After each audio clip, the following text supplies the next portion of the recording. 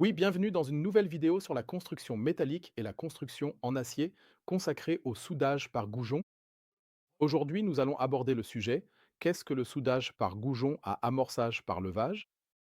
Le soudage par goujon à amorçage par levage, comme son nom l'indique, consiste à soulever le goujon, à amorcer un arc électrique et à souder ce goujon. Et comme nous le soulevons, il ne s'agit donc pas d'un procédé de soudage par résistance, comme beaucoup le pensent à tort. Non, le soudage par goujon concerne toujours le soudage à l'arc électrique. Oui, il existe deux types d'applications différents, donc en gros deux types d'applications. D'une part, il y a le soudage par goujon à amorçage par levage, avec un anneau en céramique, où l'anneau en céramique protège notre bain de soudure. Et d'autre part, il y a le soudage sous gaz, que nous utilisons uniquement jusqu'à une épaisseur de goujon de 12 mm. Tout ce qui dépasse 12 mm est soudé avec un anneau en céramique. Oui, qu'est-ce qu'on peut souder au juste? Les goujons vont de M3 à 25 mm et peuvent être soudés sans problème. Voici par exemple, c'est le plus grand type de goujon qu'il existe à souder. C'est un goujon à tête béton de 25 mm, donc un ancrage béton, comme on l'utilise par exemple dans les centrales nucléaires ou aussi dans la construction de ponts. Bien sûr, ceux utilisés dans la construction de ponts sont un peu plus petits, existent en diamètre de 10 à 25 mm et jusqu'à une longueur de 525 mm. Nous pouvons souder des goujons filetés. J'ai ici un exemple à vous montrer. Nous avons des douilles filetées intérieures. Nous avons des ancrages ondulés comme ceux utilisés dans la construction de fours. Et comme je l'ai dit, les différents types de goujons filetés. Lors du soudage de goujons à amorçage par levage avec bague en céramique, le goujon possède toujours une bille en aluminium à sa base. À quoi sert cette bille en aluminium? Elle nous aide d'abord à l'amorçage, elle s'évapore pendant le soudage et crée une sorte d'atmosphère comparable à une protection gazeuse. Elle chasse l'oxygène de la soudure et stabilise aussi un peu le bain de fusion. Il ne s'agit pas toujours d'une bille. Il existe aussi des goujons avec de l'aluminium pulvérisé. Donc ici, il n'y a pas de bille dans ce goujon fileté. Là, l'aluminium a été vaporisé ou pulvérisé. Comment fonctionne tout le processus?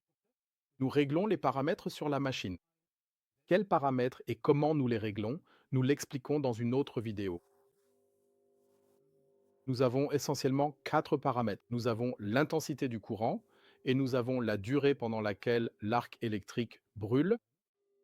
Cela peut aller pour un petit goujon de 100 millisecondes jusqu'à 1 seconde et demie de temps d'arc pour un gros goujon à tête de 25 mm et nous réglons la saillie du goujon. Le goujon dépasse du jonc céramique. Lorsque vous déballez un tel goujon, vous remarquerez, si vous le mesurez, que vous avez commandé un goujon de 100 mm de long et vous vous rendez soudain compte qu'il fait 104 mm. C'est tout à fait normal, car il y a toujours une petite partie qui dépasse en haut, et bien sûr, nous soudons ce dépassement, qui formera ensuite le cordon de soudure. Il remplit cet espace dans l'anneau en céramique. Nous positionnons le goujon, nous appuyons l'ensemble vers le bas,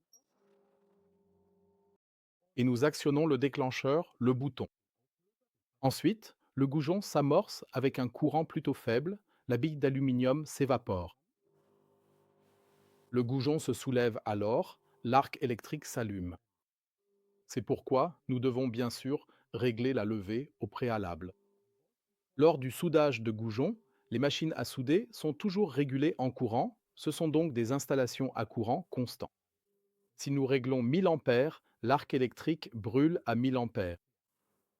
Mais nous savons tous que ce n'est pas seulement le courant qui fait la puissance, mais aussi la tension. Nous avons également besoin d'une certaine tension. Et cette tension est définie par la hauteur, par la longueur de l'arc électrique.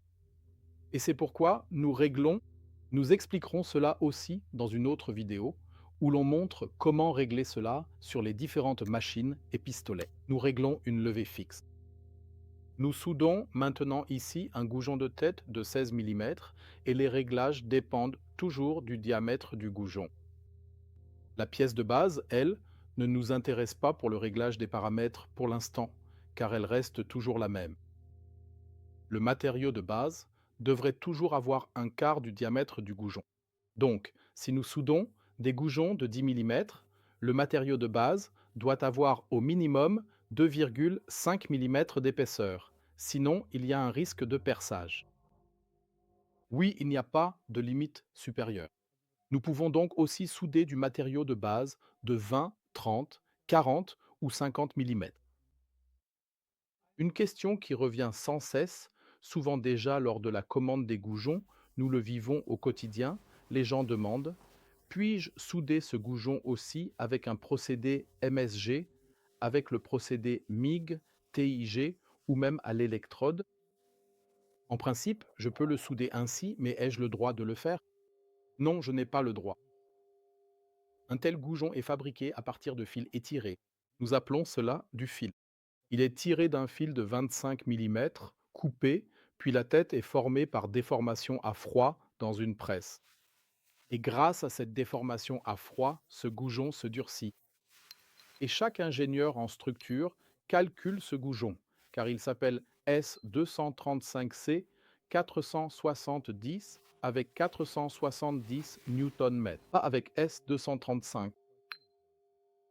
Si nous le soudons maintenant au procédé MIG, alors le goujon devient chaud. Très chaud, et à cause de la chaleur, nous devons tous les recuire. Il n'y a rien à expliquer à personne. Le goujon rougit. Il recuit, perd sa résistance et revient à un S235. C'est pourquoi les goujons pour le soudage par allumage à goujon ne doivent être soudés qu'avec un appareil de soudage de goujon.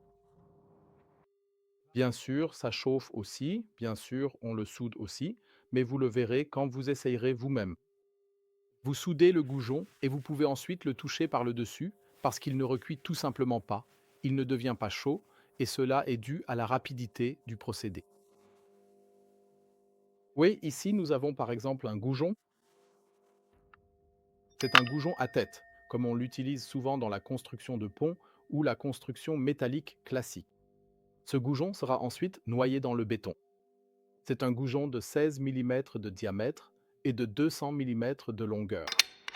Nous insérons le goujon dans le porte-goujon. Nous plaçons l'anneau céramique à l'avant. Nous réglons le dépassement, c'est-à-dire la longueur supplémentaire du goujon, que nous déterminons à l'aide du tableau dans le mode d'emploi, que nous expliquerons également en détail tout à l'heure. Et nous réglons la levée, puis nous prenons l'ensemble et nous le mettons en place. Et maintenant, si j'appuie sur le bouton, un courant passe, la bille d'aluminium s'évapore, le goujon se soulève pendant le temps réglé, ici 600 millisecondes, puis il replonge, toujours sous tension, dans le bain de soudure à la fin de ces 600 millisecondes.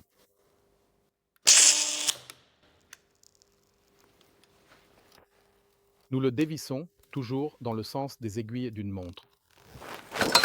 Pourquoi le dévissons-nous toujours dans le sens des aiguilles d'une montre? Il y a un filetage ici, sur lequel nous vissons le porte-goujon. Avec la chaleur, il faut y penser, jusqu'à 2500 ampères circulent à travers cette connexion, la chaleur qui peut se développer ici, et si je le tourne alors dans le sens inverse des aiguilles d'une montre, ce vissage peut se desserrer, donc toujours dans le sens des aiguilles d'une montre pour que cela reste bien serré. Parce que si cela se desserre et que nous n'avons plus un bon passage de courant, cela finira par brûler et chauffer au rouge. Oui, maintenant, nous le voyons. Voilà à quoi cela ressemble une fois terminé. Nous voyons autour de l'anneau en céramique les dégagements gazeux en forme d'étoile et ils devraient toujours être bien répartis tout autour du goujon. Ensuite, nous prenons, dans ce cas, un goujon. Nous le cassons et nous voyons autour du goujon, il y a un bourrelet qui s'est formé. C'est notre excédent, c'est ce qui a été poussé vers le haut par la fusion et qui a été formé en bourrelet par l'anneau en céramique. Ce bourrelet doit toujours être d'un éclat métallique et toujours fermé. S'il n'était fermé que d'un côté, alors nous aurions un effet de place. Ce qu'est l'effet de place, nous l'expliquerons dans une autre vidéo car c'est un sujet très très vaste. Mais dans l'ensemble, cela devrait ressembler à ça. Comment dois-je procéder en principe lors du soudage de goujons si j'ai une commande? Je suis maintenant un charpentier métallique, je reçois une commande d'un client, je dois souder ces goujons. De quoi ai-je besoin? Tout d'abord, il me faut bien sûr un poste à souder pour cela. Je n'ai pas le droit de le souder avec un procédé MSG ou une électrode, uniquement avec un appareil de soudage de goujons, encore une fois. Ensuite, il me faut bien sûr une homologation E en 1090. J'ai besoin d'une qualification de procédé. Je dois donc être qualifié pour avoir le droit de souder cela. Et en outre, il me faut bien sûr aussi des opérateurs qualifiés qui possèdent une certification d'opérateur. Ensuite, il faut bien sûr aussi tester l'ensemble. D'une part, lors de la qualification de procédé, je teste bien sûr si je suis capable de le faire, si tout fonctionne. Des goujons sont alors pliés, meulés ou radiographiés. Et dans le fonctionnement quotidien, il en est toujours ainsi. Lorsque nous soudons des goujons, nous en soudons systématiquement 3 le matin ou avant le début du poste. Nous plions ces goujons à 60 degrés ou les frappons avec un marteau. Nous documentons bien sûr cela comme il se doit pour prouver que nous l'avons bien fait. Et ces goujons ne devraient jamais casser au niveau de la soudure. Ils devraient soit se détacher complètement du matériau de base, soit casser dans le goujon. La soudure ne doit jamais casser. Et si nous touchons ici maintenant, je viens de le souder, je porte des gants, mais le goujon est là. Et c'est en fait tout ce qu'il y a à dire sur le soudage des goujons. On peut aussi le faire avec du gaz, le soudage de goujons au gaz. C'est ce que nous avons ici. Nous utilisons simplement du gaz à la place de l'anneau en céramique. Au centre se trouve le support de goujon. Nous insérons le goujon. La procédure fonctionne de manière similaire. Nous allumons un arc électrique, le goujon se soulève et, sous tension, il est plongé encore chaud dans le bain. La protection gazeuse est alors assurée ici par un gaz de protection. En général, nous utilisons un gaz de mélange tout à fait classique, M21, K18 ou autre. Nous n'utilisons pas d'argon pur. L'argon pur n'est utilisé que pour le soudage de l'aluminium. Et tout cela ne fonctionne que jusqu'à 12 mm. Tout ce qui dépasse est soudé avec un anneau en céramique. Voilà, c'était tout pour moi depuis la construction métallique sur le thème du soudage de goujons à amorçage par levage. Et dans les prochaines vidéos, nous expliquerons encore des choses sur le sujet de l'effet de souffle. Comment régler tout cela précisément? Et si vous avez quand même des questions auxquelles nous n'avons pas répondu aujourd'hui, pas de problème. kirko.net. Écrivez-nous un mail, appelez-nous, nous répondrons volontiers à vos questions.